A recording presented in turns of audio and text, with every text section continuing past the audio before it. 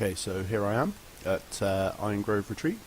Just got off the flight path, and the first thing you want to do is just look around this area when you land. This water down here, all along the coastline, and under the bridge, you can get a seam just there. This is generally a good place. There's normally something around here. I think we've got really unlucky right at this point, but it's always the way when you're trying to show someone something. I won't be stopping to collect any nodes along the way. I'm just going to run around just to actually show you the path that you want to be watching. So anyway, get across this bridge, and then I generally take a left down here, and again following the coastline. You can get a couple sort of along here. There's one that spawns about there. There's generally a few nodes around here. Also look out onto these rocks and just get as close to them as you can, and they generally have something spawn around there. Then I'll either run up this side of the water or the other side where my mouse is at the moment. It doesn't really make that much of a difference. There's one or two extra nodes that you can check over there, but either way is pretty good. If I do the other side, I'll generally come across the water here, and then I will run up here, and here's the actual first one we found. So there's rich laystone deposit there, you can grab that. There's another one up there. I then generally cross the water here and run up the hill, and you quite often get a node spawned right at the top of this little mountainy doohickey thing. Then you jump across here and you can generally get another one on top of that rock there. Those two are always worth checking because they're quite regular spawns. Then I come along here, do a little shortcut, aggro all the bears and the satyrs, and run up here. There's generally quite a few up here as well, and we're actually coming to the main area we use now. So this cave is this is the payday right here. There are 4 or 5 areas I believe in here that you have chances for nodes and seams to spawn. So if you sort of kill the bears like so,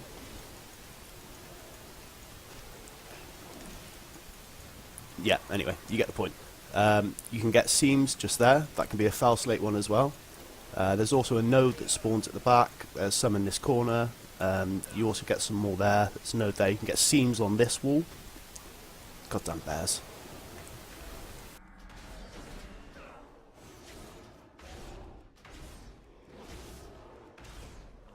Thank you. Right. So yeah, I think there's, just doing a rough count in my head, at least 7 spots that you can have stuff spawn in there, so it's always worth checking this cave. The next part of the route is pretty much where you're going to be spending most of your time. This area just here, you can see there's a node spawn there. You can also get one around here, some up behind these rocks, but generally you want to be checking up here. So this goes up to a node there, and then you come to this sort of split where you can go 2 ways. Both ways are good. There's seams and stuff down this way, but this way is the payday sort of thing. I generally run up here. This has got about 5 locations just along this little bit that we can see where there's possible node spawns. And if I mount up, you'll see that you can actually run all the way up here into Valshara. And there's normally all nodes all the way up here. There's another one there. I think they're just sort of spawning as I'm running. Yeah, you can go all the way up here.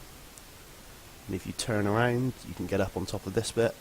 There we go, to get that one. I don't think you can go much higher on that bit, but if you take this other fork up here, then you can get on top, and you can find about 3 or 4 different nodes along here, I think. So that's always worth checking as well. Now the next bit, it certainly helps being a paladin, but you can basically jump off here. If you've got an immune or something like that, or a slow fall, use it. Boom, and we're all the way down the bottom.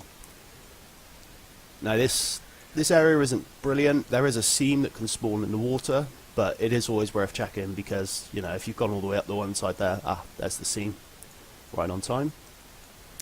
It's always worth checking because, like you see, there's a few nodes. There's a few that spawn up along this ridge here, and if you just run back up to the right, you'll see that you've actually gone full circle, and you're back at the start of the mountain.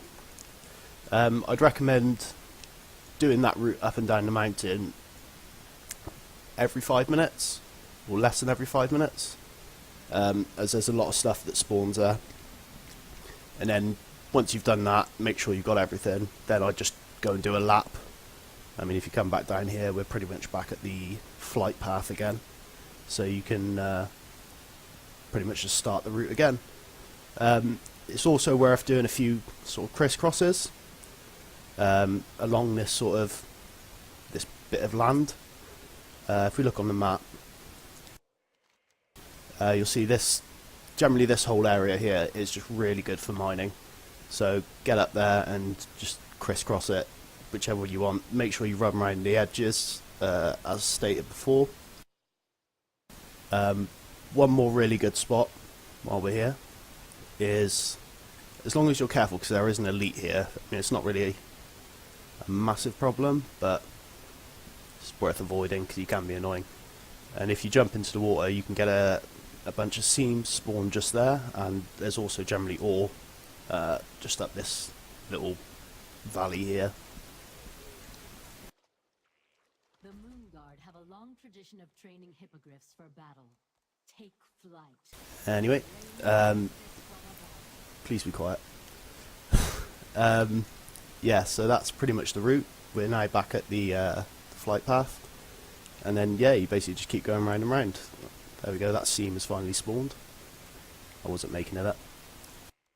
And yeah, feel free to use this route as much as you like. I'd say stick around the cave, and certainly the bit above the cave, because that is like the area where you're going to get, I'd say, about 75% of all of it. The extra running around is just while you're waiting for everything to respawn again. So yeah, feel free to use this, and hope it helps out. See you later.